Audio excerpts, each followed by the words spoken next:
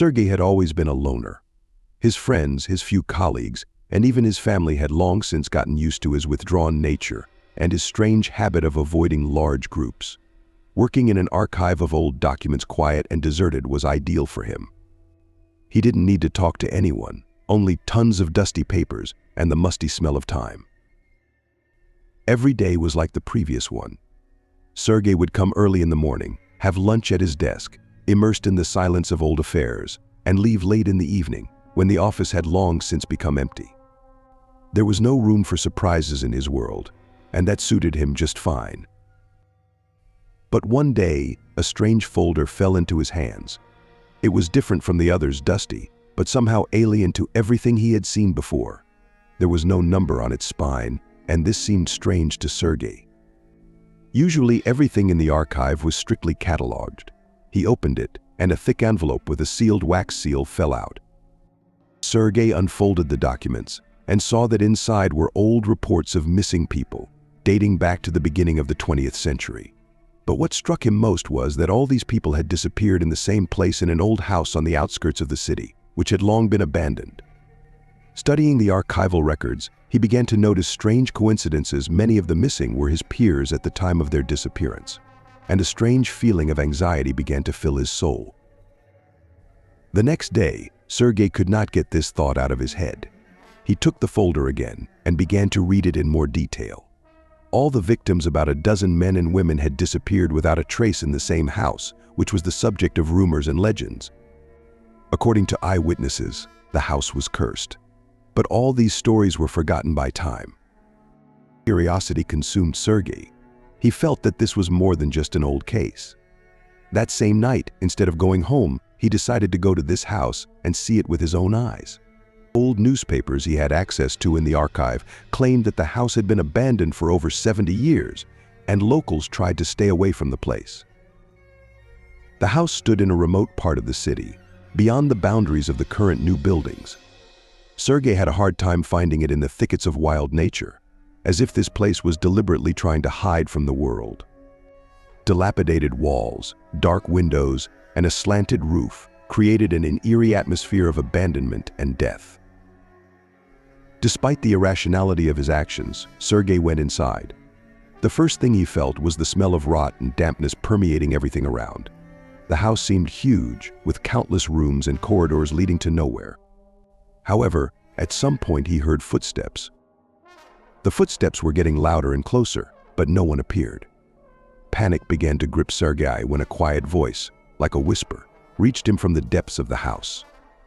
He couldn't figure out where it was coming from, but it seemed as if the voices were multiplying, and now hundreds or even thousands of people were quietly whispering something in his ear.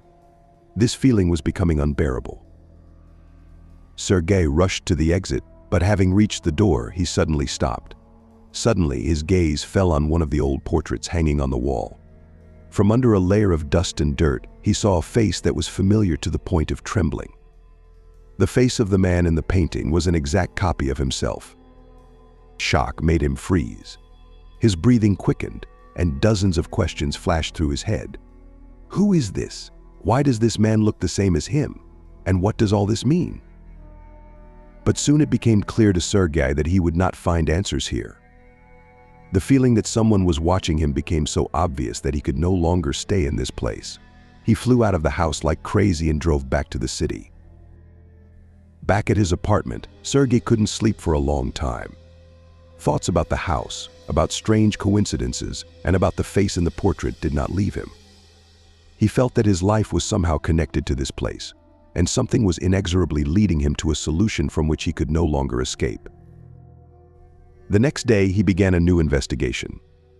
Sergei opened more old archives and began to look for any information about the owners of the house. The story turned out to be long and dark.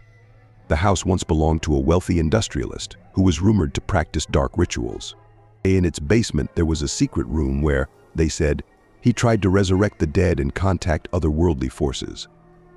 Sergei realized that this was not just a coincidence. The house was not just cursed, it was connected to something ancient and sinister, which left a mark on his own life. He had to go back there to understand once and for all what was happening. Returning to the house, Sergei again felt the same footsteps and whispers, but this time he was ready. He went deeper into the house, following the sounds that seemed to be calling him. When he reached the basement, he found the same secret room described in the archives. The door was locked with an old rusty lock, but to his surprise, he had the key in his hands. Inside the room stood old furniture covered in dust, and on the floor lay a huge circle painted with black paint. In the center of the circle lay an old buka. It was open to a page with a ritual that the owner of the house was apparently trying to perform. Sergei picked up the book, and suddenly everything around him began to change. Suddenly the air was filled with strange sounds, and the walls began to move. Figures appeared around him, shadows of people who had once been in this house. They whispered to him, called him, asked for help. But it was not just a request. It was a trap. Suddenly everything went quiet. The shadows disappeared, but now Sergei knew the truth.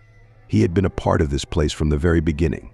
His life, his memories, all of it was a lie. He was one of those who had once disappeared in this house, but somehow managed to escape. But now the house demanded its own. And when Sergei realized this, it was too late. The walls began to close in around him, and the whispers filled the air again. Sergei realized that there was nowhere else to run.